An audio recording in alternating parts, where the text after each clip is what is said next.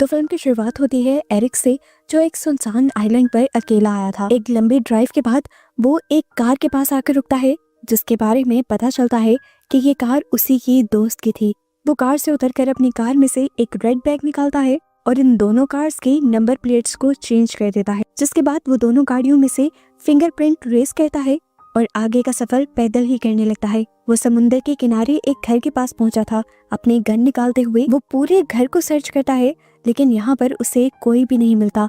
पता चलता है कि वो यहाँ पर एक डेनिस नाम की औरत को ढूंढ रहा था, लेकिन यहाँ पर तो कोई था ही नहीं। एकदम से उसे लगता है कि जैसे किसी ने उसे पुकारा है। वो घर से बाहर जाकर देखता है, लेकिन यहाँ दूर दूर तक कोई नहीं था। उसे दोबारा वही आवाज आती है और अब वो आवाज का पीछा करते हुए समुद्र के किनारे पर पहुँचता है, जहाँ उसे एक मेटल का बैग दिखता है और करीब ही पड़ा बहुत सारा खून भी दिखता है। खून देखकर एक मर्तबा के लिए तो एरिक घबरा गया। उसे पास ही एक औरत का ब्रेसलेट भी दिख गया। कुछ तो उसे समझ आ रही थी कि ये सब डेनिस का हो सकता है, पर उसे कुछ कंफर्म नहीं था। इसीलिए वो पास पड़ी एक बकेट उठाकर सब कुछ क्लियर कर देता है और बकेट को भी समुद्र में फेंक देता है। तभी उसे दोबारा किसी के पुकारने की आवाज आती है। ये मैट था, डेनिस का बेटा और एरिक का पार्टनर, जो अपनी मॉम के बारे में पूछने लगा था। एरिक उसे बताता है कि मैंने तो उसे यहाँ आते देखा ही नहीं। इतने में ये लोग घर पहुँचते हैं तो देखते हैं कि पॉल भी यहाँ आ गया था। ये उनका चौथा साथी था। असल में मैं बताती हूँ यहाँ चल क्या रहा था। ये लोग $40 मिलियन की एक पेंटिंग चुरा कर लाए थे, जिसके बाद उनका प्लान था कि ये लोग इस घर में स्टे करेंगे और उसके बाद मुल्क छोड़कर चले जाएंगे। सबसे पहले आना था यहाँ पर डेनिस को, जिसके पास वो पेंटिंग थी, और अब तो वो यहाँ पर थी भी नहीं।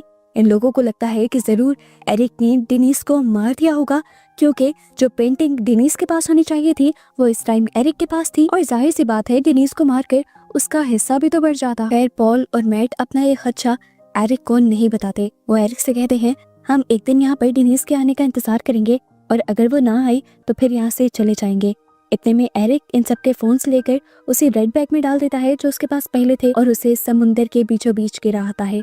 अभी एरिक वापस लौटा भी नहीं था कि उसे समुद्र से अजीब आवाज आने लगी। ये आवाज इतनी तेज थी कि मैट और पॉल को भी साफ सुनाई दे रही थी, और अजीब बात इस आवाज में ये थी कि इस आवाज ने इन तीनों को ही हिप्नोटाइज कर लिया था, और ये तीनों ही ज़ोंबीज जैसी चाल चलते हुए उस समुद्र तक चले जाते हैं। और जब इन्हें होश आता है तो ये तीनों खुद भी नहीं जान पाते कि ये लोग यहाँ पर आए क्यों थे। खैर ये लोग घर वापस आ जाते हैं और सोचते हैं कि ये सब जरूर थकावट की वजह से हुआ होगा। ये लोग सोने का डिसाइड करते हैं, पर मैट अभी भी अपनी मॉम के लिए परेशान था।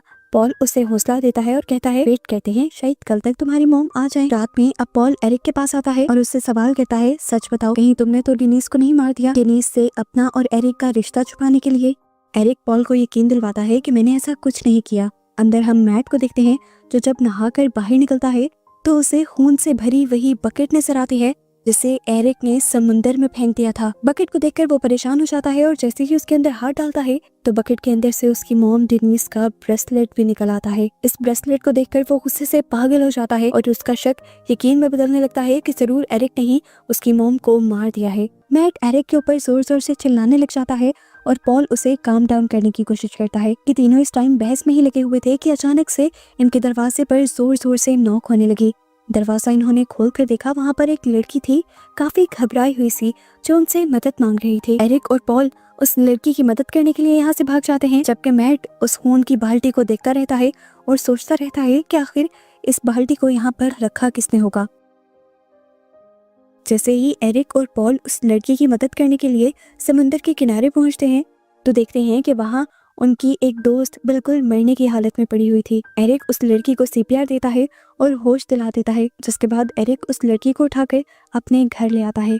एरिक इन तीनों से सवाल करता है कि आप लोग यहाँ पर कैसे? वो लड़कियाँ बताती हैं कि हमारी बोट का एक्सीडेंट हो गया था और हम तैरते तैरते यहाँ तक पहुँचे हैं। ये लोग जब इन तीनों से नाम पूछते हैं तो ये तीनों अपने परियों जैसे नाम बताती हैं, और ये नाम सुनकर ये लोग हंसते भी हैं और कहते हैं, अरे वाह, बिल्कुल कहानियों के कैरेक्टर वाले नाम हैं आप लोगों के तो। अब वो लड़कियां इन तीनों से इनके बारे में पूछती हैं तो ये लोग अपनी पहचान छुपाने के लिए झूठी कहानियां बना देते हैं। वो लड़कियां पूछती हैं, तो आप लोग यहाँ पर क्यों आए? एरिक कहता है कि हम यहाँ पर बैचलर्स पार्टी मनाने के लिए आए हैं। अब लड़कियां इनसे इनका फोन मांगती हैं ताकि वो मदद के लिए किसी को बुला सकें, लेकिन फोन तो इन्होंने पहले ही समुद्र में फेंक दिए थे। तो एरिक यहाँ पर एक और झूठ बोल देता है और कहता है कि हमने एक रूल बनाया था कि हम इस पार्टी में फोन नहीं लाएंगे।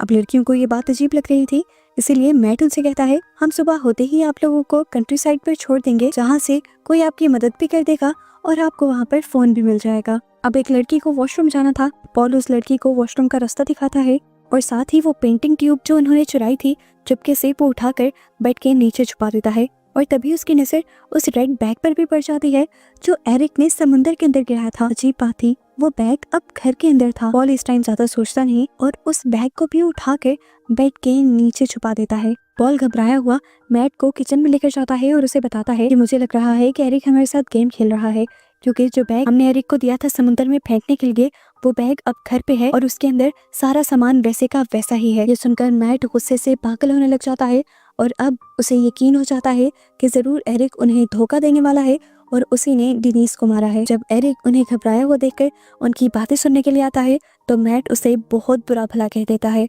एरिक बात को संभालते हुए कहता है अपने इमोशंस पर काबू रखो, हमें किसी तरह बस ये रात गुजारनी है, सुबह होते ही हम इन लड़कियों को अपनी ही कार की चाबी दे देंगे और यहाँ से निकल जाएंगे। ये तीनों भी अब उन तीनों लड़कियों के पास ही आ जाते हैं और वो लड़कियां इनसे गेम खेलने को कहती हैं, जिस गेम में इन्हें आपस में एक दूसरे के बारे में जानना था। एक लड़की यहाँ पर इन्हें बताती है कि वो तो प्रिंसेस है और उसकी बात सुनकर ये तीनों हंसने लग जाते हैं। दूसरी लड़की इन्हें बताती है कि वो कुंग-फू चैंपियन है और अपने आप को जाहिर करने के लिए वो यहाँ पर एरिक को पलटाकर चेयर पे भी गिरा देती है। ऐसे ही गेम खेलते खेलते इन लोगों की दोस्ती बढ़ने लग जाती है। इतने में ही लाइट भी चली जाती है। एरिक जब लाइट को ठीक करने के लिए बाहर निकलता है तो एक लड़की उसके पीछे ही आ जाती है। ये लोग एक दूसरे से अट्रैक्ट होने लगे थे और इसी सब के दौरान दोबारा इन्हें समुंदर में से वैसी ही आवाज सुनाई देती है जैसी इन्होंने दोपहर में भी सुनी थी, जो आवाज इनको हिप्नोटाइज कर रही थी। वो लड़की एरिक की ऐसी हिप्नोटाइज हुई हालत को देखकर परेशान हो जाती है और उसे होश दिलाने की कोशिश करती है, पर एरिक को होश नहीं आता। वो तो समुंदर की तरफ अब जाने लगे थे। अभी वो आधे रास्ते में पहुंचे ही थे कि उन्हें होश आ गया और उन्होंने क्या देखा कि समुंदर के किनारे पर बहुत सारा खून और इंसानी जिस्म के ऑर्गन्स पड़े हैं। ये देखकर वो तीनों ही डर जाते हैं और वो लड़की जो एरिक के साथ थी वो एरिक की पॉकेट से गन निकाल कर एरिक के ऊपर तान देती है और पूछते है बताओ तुमने मेरी दोस्त के साथ क्या किया।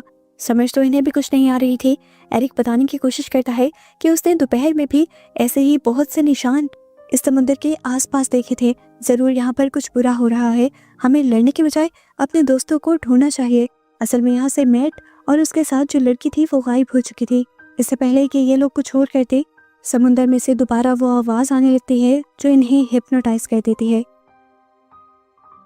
मुश्किल से ये अपने आप को होश में रखते हैं और पॉल एरिक से कहता है कि हमें घर वापस जाकर कानों के अंदर कुछ लगा कर आना चाहिए ताकि ये आवाज हमें तंग ना करे और हम अपने साथियों को भी ढूंढ ले। जब ये लोग घर पहुंचे तो उन्होंने देखा कि वो लड़की पहले से ही घर में थी और मैप ढूंढने की कोशिश कर रही थी। एरिक को अब उसी के ऊपर शक होने लगता है कि जरूर वही ये सब तो नहीं कर रही। वो उसके ऊपर गन तान देता है और तभी समुंदर से दोबारा आवाजें आने लगती हैं। एरिक हिप्नोटाइज होने लगता है और वो लड़की इस सब का फायदा उठाते हुए एरिक के सीने के अंदर चाकू स्टैब कर देती है। कुछ देर बाद एरिक को जब होश आया तो उसने देखा कि उसे पॉल संभाल रहा था। पॉल उसे वॉशरूम में लेकर गया और टॉयलेट पेपर को गीला करते हुए उसने एरिक के कान में डाल दिए ताकि एरिक को कोई आवाज सुनाई ना दे। एरिक अब मैट को ढूंढने के लिए बाहर चला जाता है लेकिन यहाँ पर काफी अंधेरा था। ऐसे में एरिक का पाँव किसी फ्लैशी चीज से टकराता है और वो भी यहाँ पर स्लिप हो जाता है और उसके स्लिप होते ही कोई ना दिखने वाली चीज, कोई पावर उसे खींचते हुए समुंदर के अंदर ले जाती है और डुबा देती है। पॉल ने दूर से हल्का फुल्का सा ये नजारा देखा था। अब उसके साथ ये सब ना हो जाए इसके लिए वो अपनी पेंटिंग लेता है और अपने आप को घर के पिलर के साथ अच्छी तरह रस्सियों से बांध देता है ताकि वो आवाजें इसे अपनी तरफ अट्रैक्ट ना कर सकें। आवाजें तो बहुत आई पर इन रस्सियों ने अपना काम दिखाया। पॉल के हिप्नोटाइज होने के बावजूद भी पॉल समुंदर की तरफ नहीं बढ़ा। सुबह हो जाती है, पॉल को होश आ जाता है। वो अपने आप को रस्सियों से आज़ाद करता है और तभी उसके माइंड के फ्लैशबैक सीन से हमें पता चलता है कि पॉल ने पहले ही पुलिस को एरिक की तस्वीर देते हुए उनके यहाँ आने का बता दिया था, क्योंकि उसे एरिक पर यकीन नहीं था। उसे लगता था कि एरिक जरूर उसे धोखा देगा। वो एरिक को पकड़वाना चाहता था लेकिन यहाँ आकर तो खुद भी फंस गया। थोड़ी देर बाद उसने देखा कि वो तीनों लड़कियां समुंदर के बिल्कुल बीच में खड़ी हुई गाना गाते हुए उसे अपनी तरफ बुला रही थी। ये वैसे ही मिलती जुलती आवाजें थी जिसे ये लोग पहले सुन रहे थे। पॉल भी हिप्नोटाइज हुआ उस तरफ बढ़ने लग जाता है और आखिर वो लड़कियां उसे एकदम से पानी के अंदर खींच लेती हैं। पानी के अंदर देखने को मिला कि ये लड़कियां आम लड़कियां नहीं थी, असल में ये मरमेड्स थी जो लोगों को इस तरह ट्रैक करके यहाँ डुबा दिया करती थी। अगले सीन में हम डेनिस को उसी समुद्र के किनारे बैठा हुआ देखते हैं। उसका पाँव इस टाइम बहुत ज्यादा जख्मी था, ऐसा लग रहा था कि जैसे उस पर किसी ने हमला किया हो, लेकिन वो फिर भी बच गई थी। वो अपने ही कपड़े फाड़ते हुए अपने जख्म को बांध लेती है और जब इस घर में आती है तो देखती है कि इस घर में तो कोई भी नहीं था, उसका कोई साथ ही नहीं था, और जिस पेंटिंग को वो इतनी मेहनत से चुरा कर लाए थे वो पेंटिंग यहाँ दीवार पर लगी हुई थी। एकदम से दोबारा कोई ना दिखने वाली चीज आकर डेनिस को भी खींचते हुए समुद्र के अंदर ले जाती है और डुबा देती है। मूवी के पोस्ट क्रेडिट सीन में हमें उस पेंटिंग को दिखाया जाता है जो असल में मरमेड्स की ही पेंटिंग थी। ये सिर्फ एक पेंटिंग नहीं थी, बल्कि इस पेंटिंग के अंदर पूरी कहानी बसी हुई थी, जिस कहानी का ये सब भी हिस्सा बन जाते हैं। और इसी के साथ ये मूवी यहाँ पर खत्म हो जाती है।